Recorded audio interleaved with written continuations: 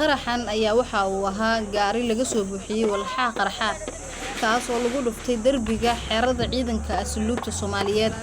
Dadka deegaanka ayaa waxay sheegeen in qaraxu uu ahaa mid culus isla markaasina jugta ay ka maqlayeen xaafadaha ka dhow aagaas, iyadoo wararka qaarna ay sheegayaan in qaraxu uu ahaa mid ismidaamina oo gaariga qarxay uu waday qof naftii haliga ah. Waxaa jira dhimasho iyo dhaawac soo gaaray dadka shacabka iyo ciidanka booliiska Soomaaliyeed, mana jirto ilaa iyo hadda cid sheegatay mas'uuliyadda qaraxan amaba ka hadashay dhinaca dowladda federaalka ee Soomaaliya.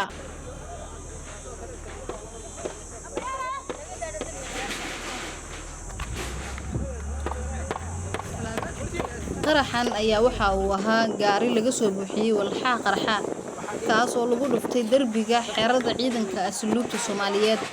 Dadka deegaanka ayaa waxay sheegeen in qaraxu uu ahaa mid culus isla markaasina jugta ay ka maqlayeen xaafadaha ka dhow aagaas, iyadoo wararka qaarna ay sheegayaan in qaraxu uu ahaa mid ismidaamina oo gaariga qarxay uu waday qof naftii haliga ah.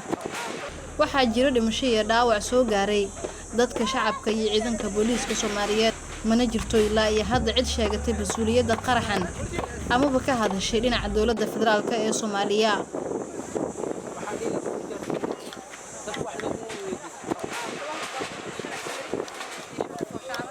qaraxan ayaa waxa uu ahaa gaari laga soo buuxiyay walxaha qarxa kaas oo lagu dhuftay darbiga xeerada ciidanka asluubta Soomaaliyeed.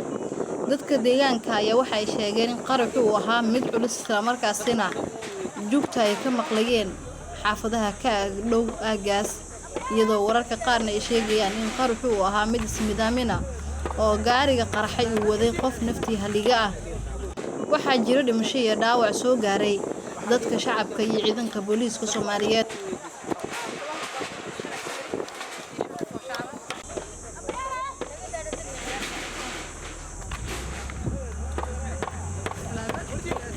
mana jirto ilaa iyo hadda cid sheegatay mas'uuliyadda qaraxan amaba ka hadashay dhinaca dowladda federaalka ee Soomaaliya.